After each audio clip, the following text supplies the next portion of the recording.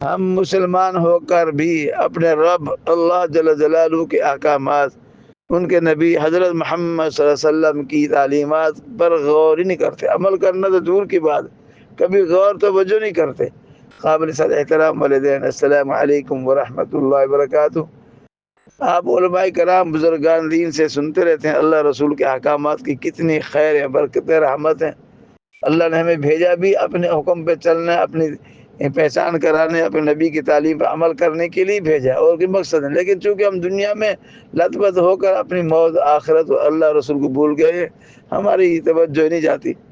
آج ہم اپنے نبی صلی اللہ علیہ وسلم کی دو سنت عمل پر بات کرنا چاہ رہے ہیں، اس کی تھوڑی سی تشریح، مختصر تشریح عرض کرنا چاہتے، تاکہ آپ کو اور ہم سب کو اپنے نبی کی فرمان، اب تعلیمات پر غور کرنے کی توفیق ہو جائے۔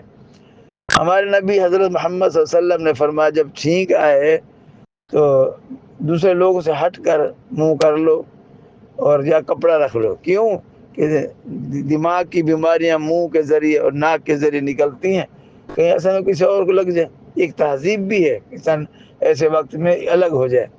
ایک تو یہ، اور جب فرمایا جب چھینک آئے تو یہ عمل کرو، اس کے بعد الحمدللہ کا اللہ کا شکر ادا کرو۔ کیوں؟ ایک تو اللہ نے تمہارے دماغ سے بیماری ٹھیک کر دی، وہ بیماری اندر آ جاتی، تکلیف آ جاتی۔ دوسرا یہ کہ جب چھینک آتی انسان چہرہ جو ٹیڑھا ہو جاتا ہے، عجیب و غریب ہو جاتا ہے، تو اس پر شکر ہے کہ اللہ آپ کے احسان ہے، آپ نے ہماری دماغ کی بیماری بھی دور کر دی۔ چہرہ جو ٹیڑھا ہو گیا تو اس کو واپس سیدھی جگہ پہ لگا دیا، اللہ تیرا شکر ہے۔ اس لیے حدیث میں آتا ہے جب چھینک ہے تو کہو الحمدللہ، کہ تمام تعریف بس اللہ کے لیے۔ جو سنے وہ کہے یرحمک اللہ، بھائی آپ پر اللہ رحم کرے، آپ کو اللہ نے تکلیف سے نجات دی۔ وہ پھر جواب یہ دے، جس کو چھینکے وہ جواب دے، یہدیکم اللہ، اللہ آپ کی ہدایت عطا فرمائے۔ آپ نے میرے لیے دعا کی، رحمت کی دعا کی۔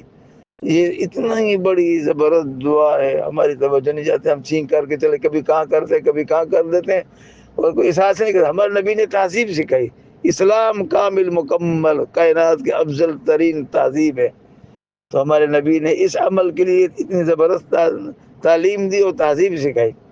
اسی طرح ہمارے نبی نے فرمایا جب واش روم جاؤ تو پہلے الٹا پاؤں رکھو، یہ دعا پڑھو، واپس آؤ تو یہ دعا پڑھو، پہلے سیدھا پاؤں نکلو۔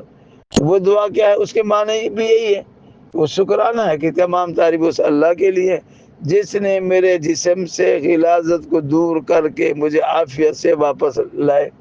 کہ اللہ کا احسان ہے، اللہ کے فضل سے سارے کام آسان ہوتے ہیں۔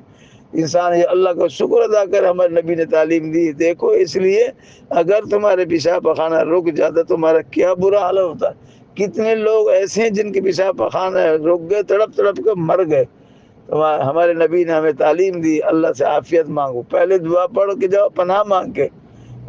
واش روم جانے کی دعا پڑھنے سے شیطانوں سے، دکھ درد سے پناہ ہے، حفاظت ملتی ہے۔ جب واپس شکر ادا کرو، اگر پیشاب پخانہ رک جاتا تو بڑی تکلیف ہوتی، بعض دفعہ انسان مر جاتا ہے۔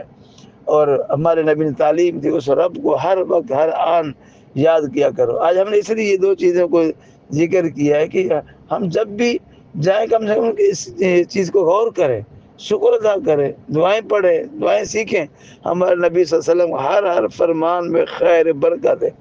آپ نے علماء کرام سنا قرآن مجید میں اللہ نے فرمایا، لوگوں میرے محبوب صلی اللہ علیہ وسلم اپنی طرف سے کوئی بات نہیں کرتے، سورہ نجم میں جو کچھ بولتے ہیں وہی جو ہم بھیجتے ہیں، نبی کی اپنی مرضی تھی۔ گویا اللہ نے بتایا یہ پڑھو، میں تمہارا رب ہوں، میرے حکم سے تمہاری تکلیفیں دور ہوتی ہیں، میرے حکم سے تمہاری مشکل آسان ہوتی ہے۔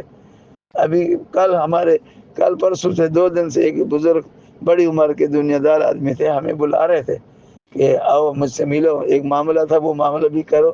آج خود ہمیں وہ پیشکش کر رہے تھے، ہم چلے گئے۔